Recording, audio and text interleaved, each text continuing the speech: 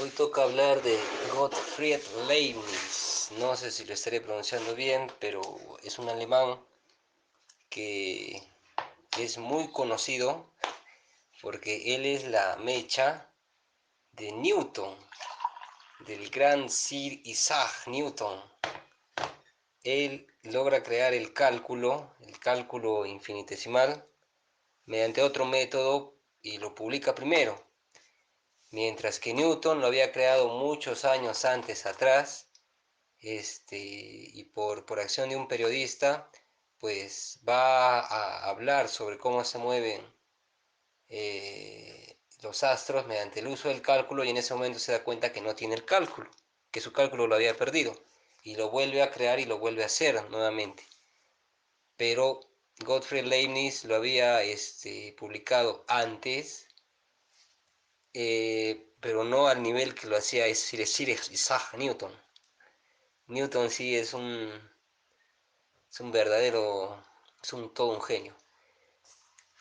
Leibniz es uno de los últimos grandes genios, creador del cálculo también, por otros medios, un gran enciclopedista, le gustaba leer de todo, leía de filosofía. Él pierde a una edad muy temprana a su padre, a los 6 años. Su padre era jurista, no, era filósofo moral, y él pierde a su padre a una edad muy temprana, a los 6 años, y a los 8 años pues ya empieza a disfrutar de la amplia biblioteca de su padre, con la que se nutre de todas las filosofías greco-latinas, está bien dicho, y con ayuda de su madre, quien con mucha paciencia lo encamina, y es caracterizado por esto, por la paciencia de su madre, lo encamina en el maravilloso mundo de la ciencia. Él con el tiempo estudia en el colegio de Descartes, creo que se llama así el colegio, no me acuerdo bien. Bueno, estoy en un colegio especial, y ahí es donde va aprendiendo todo lo que necesita, más la biblioteca de su padre, más la ayuda eh, de su, más la ayuda de su madre.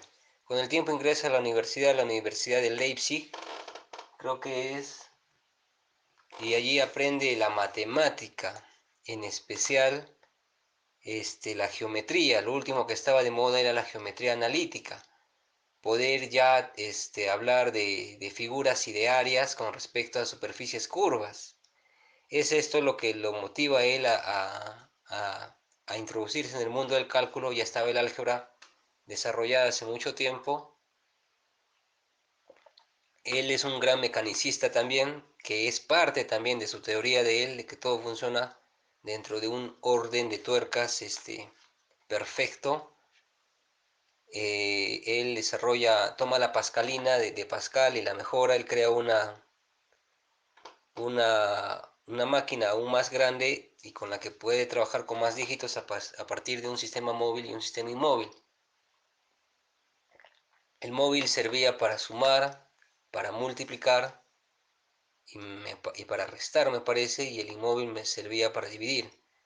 Funcionaba con cilindros, era una máquina muy amplia. Lo encuentra un obrero en un cuarto abandonado en su momento, en un edificio abandonado. Eh, Leibniz se caracteriza por eso, porque siempre mostró dotes para la matemática, y esta es la razón por la que él pues logra competir con Newton de alguna manera. Eh, Leibniz te va a hablar de que Dios, en la mayor de sus perfecciones, nos ha dado ya un sistema perfecto, un mundo preestablecido. Él, a través del cálculo infinitesimal, pues, ya del uso del microscopio, que ya era bastante difundido, con Spinoza lo usaba.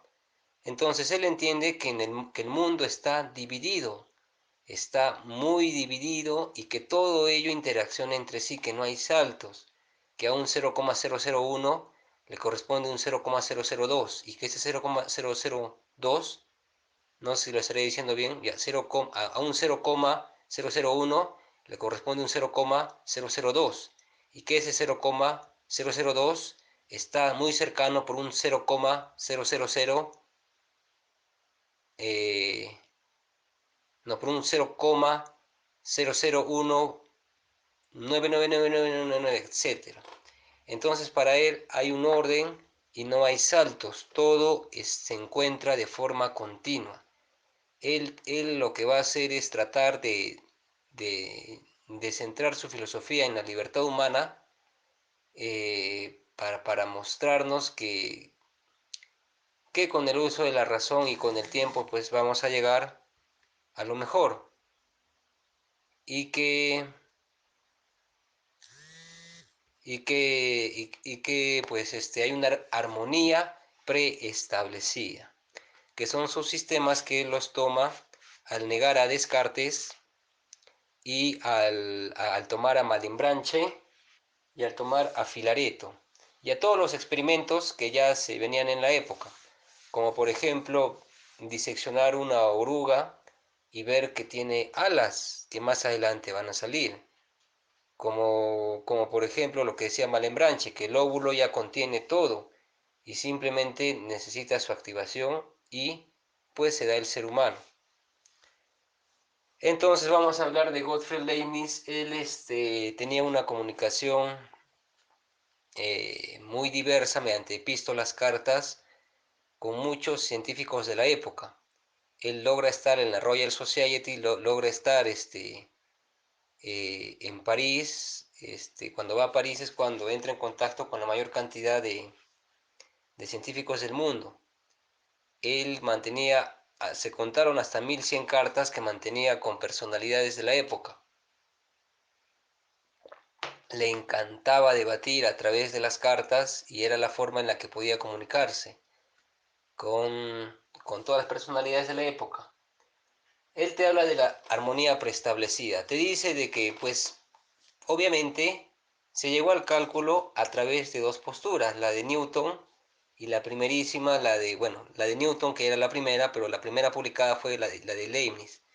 Entonces, él ve que en la realidad hay solo un ser que va a ser el ser que totalice todas las posibles existencias y que a partir de ahí nos va a dar la mejor existencia a nosotros, lo que hoy en día se conocería como los multiuniversos, de que hay muchas formas de que existan, pero se va a dar la que sea la mejor. Dios en su infinita capacidad para ser Dios, valga la redundancia, en su infinita capacidad para ver todas las formas de existir, ha dado que sea la mejor la que vivimos. Y esto lo dice porque él ve pues que hay infinitos números y que hay infinitas formas de llegar.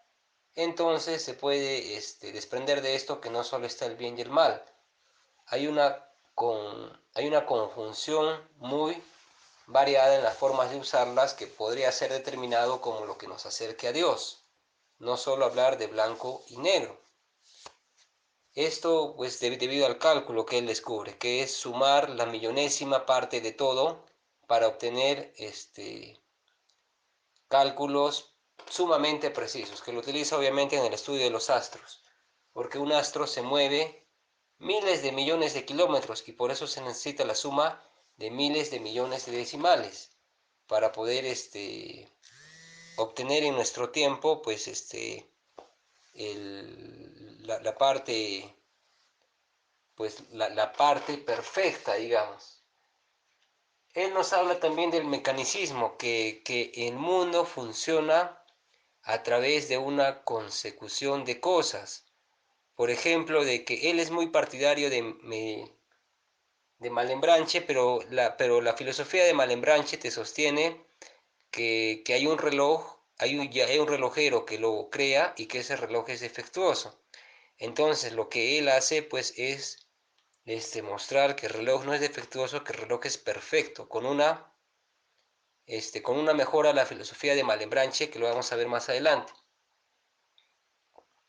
Entonces, ¿qué sucede? Sucede que pues ya en ese momento Descartes hace lo suyo, por ejemplo, y Descartes abre pues a un humano y ve, no sé si lo abre, pero sabe que por ser que él cree en el dualismo, en la mente y en el cuerpo y ve que la glándula pineal está en la interacción de los dos, de la mente y del cuerpo. Sí está en la interacción de ambas, de la mente y del cuerpo, pero no hay, y allí se da, ahí por ahí pasa también sangre, como para decir que el alma entra al cuerpo a través de esta glándula, pero en estas épocas se desmiente. Entonces, aparece el empirismo, que es que todo parte a partir de la experiencia. No hay idea, te dice el empírico, que no tengas y que no haya sido porque tú hayas experimentado. Es lo que sostiene el empirismo. A lo que Descartes te dice de que solo se necesita de que a partir del pensamiento nosotros existimos. Por lo tanto, el pensamiento es único y ya es innato en el ser humano, te dice Descartes. Entonces hay una disputa entre el idealismo y el empirismo, entre el racionalismo, propiamente dicho, las razones, ya la evolución de las ideas, las razones, y entre la experiencia, que es lo que va a presenciar Leibniz, lo que va a, a desarrollar su filosofía. Entonces, ya hemos dicho que en la Universidad de Leipzig se hace matemático, nunca deja de lado el tema de la moral, él es un filósofo moral. Como dato anecdótico, él tiene problemas con la mujer del rector, me parece, no le caía simplemente a la mujer y por esa razón no logran que le otorguen su doctorado. Eh, Nos habla de la moda, de la mónada. Él rompe el dualismo, de aquello que es hablado de que la mente y el cuerpo están conectados. Él lo rompe mediante la mónada y te dice de que la mónada, por el microscopio y por el uso del cálculo infinitesimal en ese momento, ya se ve que la sustancia es que la materia es cada vez divisible aún y aún más, por lo que la mónada va a ser para él eso, el sistema real, de que todo es infinitamente dividido y que por esta razón todo está tan conectado.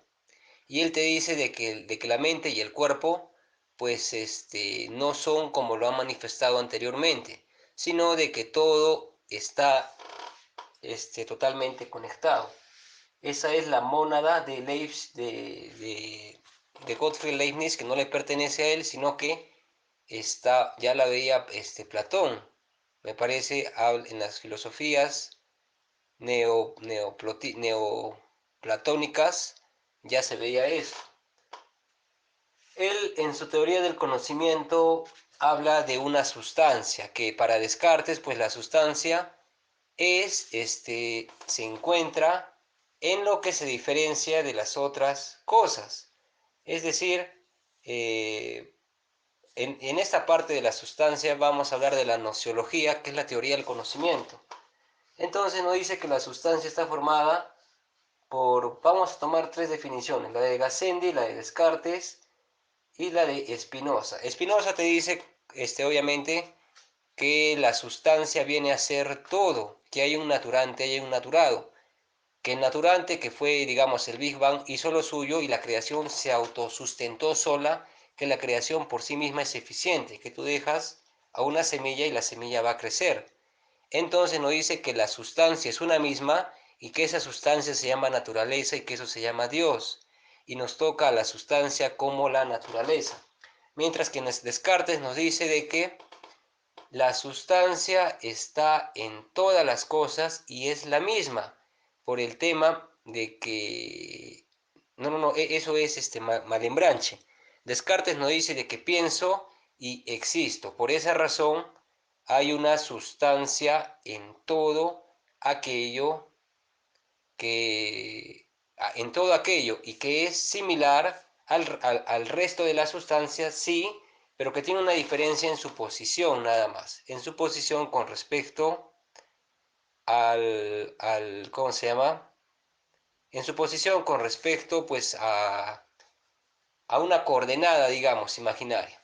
Entonces Descartes, recordemos que creía en Dios, pero él ve que las sustancias son iguales, pero son distintas con respecto a su posición.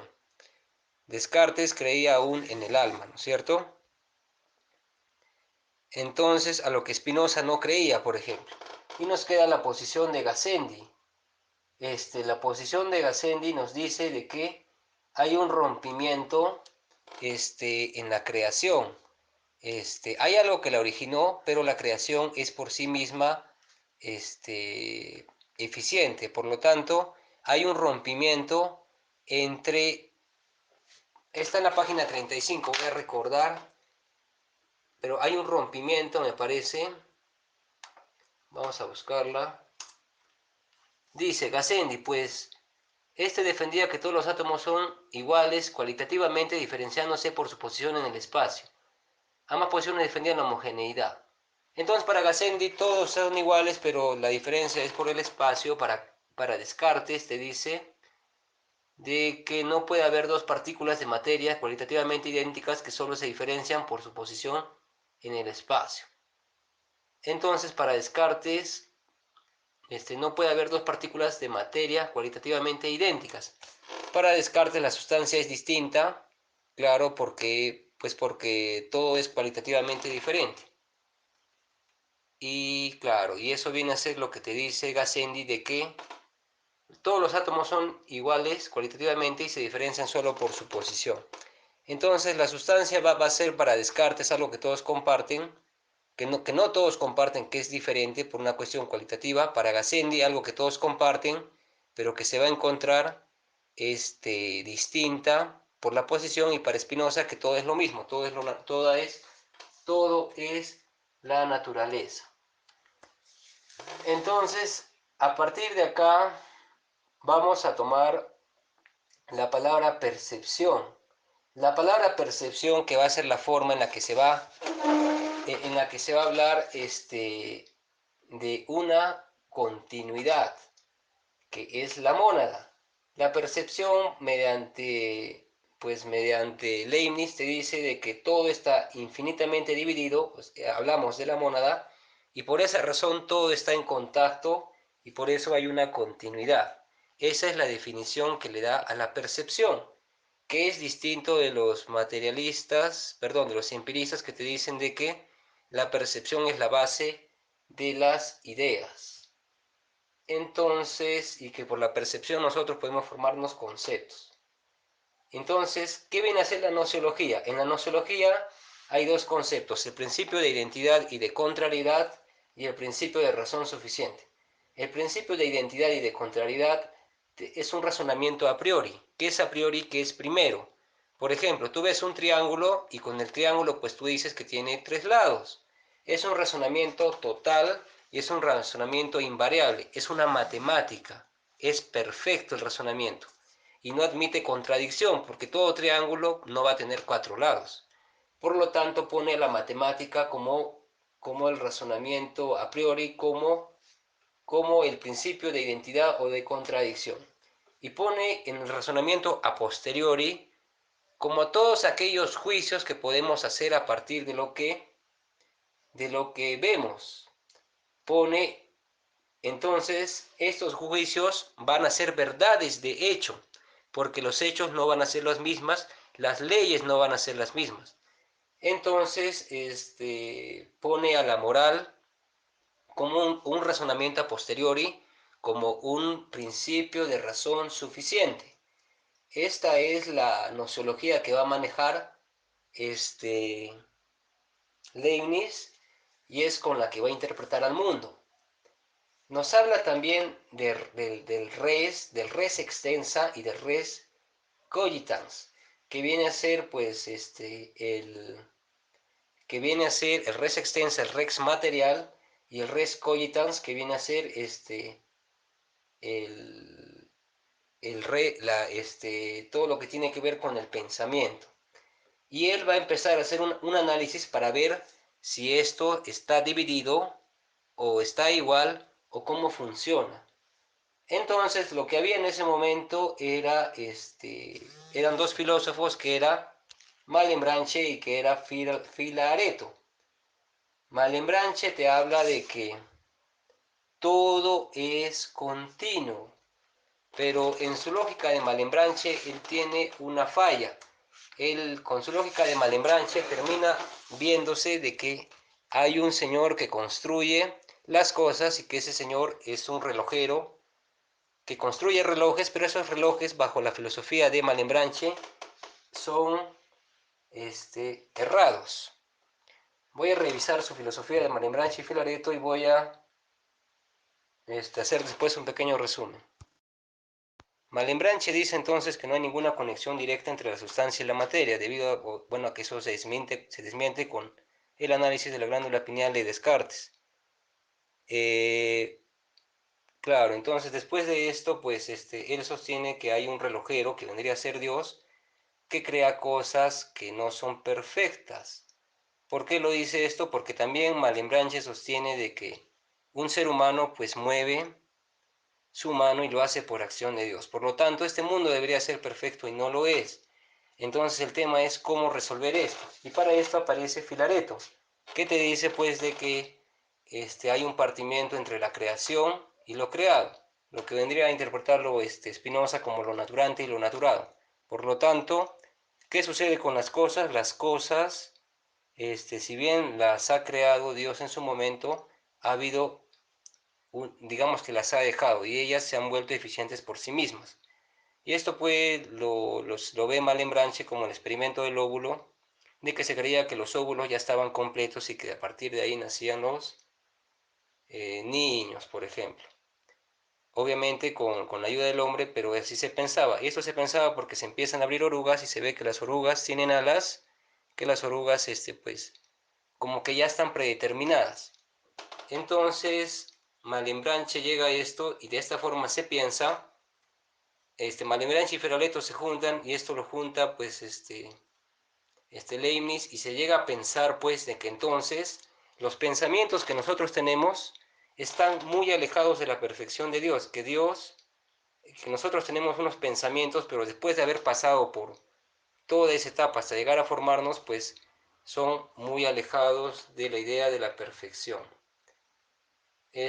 Acá dice, por ejemplo, Gottfried Wilhelm Leibniz, él crea la armonía preestablecida, él te dice, la sustancia no interactúa, las sustancias no interactúan, porque no interactúan las sustancias. El panteísmo de Spinoza te dice, solo existe una sustancia que es Dios, y el ocasionalismo de Malebranche te dice que las sustancias no interactúan, Dios las conecta en cada ocasión. Para la armonía preestablecida te dice, el cuerpo y el alma no interaccionan, sus acciones están sincronizadas desde la creación. Eso es lo que piensa Leibniz. Para Malebranche te dice, Dios ejecuta en el cuerpo las decisiones del alma. Claro, por eso decían de que Dios es el que mueve tu mano. Y para Spinoza, el cuerpo y el alma no interaccionan, son manifestaciones de una única sustancia de la acción de la naturaleza, te dice. Entonces, en resumidas cuentas, para Leibniz, las sustancias no interaccionan entre el creado y Dios, pero el cuerpo y también el cuerpo y alma no interaccionan, sus acciones están sincronizadas desde la creación. Es lo que él continúa lo que dice Filareto. Algo más para leer que esté acá. No existe por tanto la generación espontánea. Claro, para Malebranche, porque todo ya está predeterminado.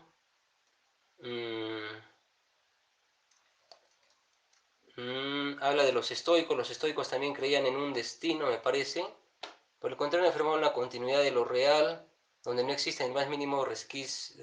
Claro, toma los estoicos, supongo también, porque ellos también hablan lo mismo, de que todo es continuo. Y algo más para decir. ¿Qué viene a ser el destino? Hablan sobre el destino estoico, el destino cristiano, el destino a la turca. Bueno, voy a dejarlo eso ahí.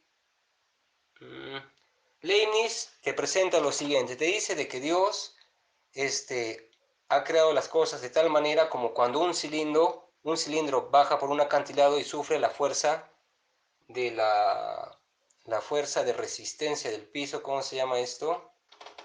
La fuerza de rozamiento. Entonces, él te dice que para Malembranche el cilindro está bajando y si fuera un mundo perfecto, Dios decide en qué momento se detiene el cilindro. Pero, ¿qué es lo que sucede? Leibniz lo que corrige es de que el mundo fue hecho tan perfecto para que el cilindro al bajar no se detenga, sino que funcione mediante una ley y mediante un número que hace que el cilindro baje, se detenga o continúe. Entonces, él ya te habla de un mundo en el que el creador no queda mal como sí quedaba con la filosofía de Malebranche. Él lo que hace es ponerle leyes a las cosas a través de la matemática y te dice de que sí, el mundo es perfecto, el mundo fue creado por Dios, pero ya estamos totalmente separados de Dios y hay una suma de cosas que hay que ir descubriendo y entendiendo, como por ejemplo lo del tema de la mariposa, lo del tema de la oruga que ya va a tener sus alas más adelante, y lo del tema de que todo funciona mediante agentes externos ya creados por Dios y que todo está interconectado, pues a través del cálculo infinitesimal, a través de los infinitos decimales que hay en las cosas, todo está interconectado. Leibniz después nos empieza a hablar de cómo demostrar la existencia de Dios y él dice que las verdades teológicas son verdades de hecho, verdades de juicios y por lo tanto son ciertas. Entonces él bueno, ya corrige lo de Malebranche y él pues presenta a Dios como de la siguiente manera, corrigiendo el problema de la libertad, diciendo de que Dios ha creado el mejor de los mundos y el hombre al no tener la capacidad de ver la mejor de las posibilidades como si lo tiene Dios, pues el hombre se equivoca y termina errando. Y erra también por el mal uso del control de su pasión, pero eso no significa que este sea el mejor de los mundos, proponía Leibniz. Hay verdades, hay bastantes verdades de hecho que son interesantes para verlas, en las que te dice pues de que si Dios es perfecto, si la creación es perfecta y no se encuentra errores, por lo tanto sí existe un Dios y Dios es perfecto. O de que, de que si Dios hace, si Dios por sí mismo es perfecto y tú encuentras cosas perfectas en la creación, por lo tanto Dios es perfecto y existe. Otra de que Dios existe, no, todo lo que es perfecto existe. Por lo tanto, Dios tiene que ser perfecto. Entonces, esas son verdades de hecho, que son verdades hechas por juicios, que a la larga van tratando de construir cómo podría interpretarse el mundo, en ese entonces todo con respecto a Dios. Esto es bien llevado hasta el terremoto en Lisboa de 1755, en el que pues todo el mundo se da cuenta que no es el mejor de los mundos, porque el terremoto les demuestra de que pues para qué iba a crear Dios un terremoto. Y con todo lo que pasó. Es ahí donde todo el mundo satiriza su filosofía y empieza a caer la filosofía de Leibniz. Eh, Leibniz este, quería, tenía altos intereses. Él crea una especie de molino eólico para las minas en el país en el que él se encontraba. Me parece que ya no me acuerdo en qué país se encontraba. Creo que se quedó 40 años trabajando en Alemania y con el objetivo de poder empezar a meterse al gobierno. Esto no resulta al final y bueno, no llega más, pero su objetivo, él reformaba bibliotecas, su objetivo era poder solucionar el problema de la guerra por las diferentes formas de pensar con respecto a la ideología católica. Él quería equilibrar el poder poniendo a un lado a Francia, que era todo un imperio.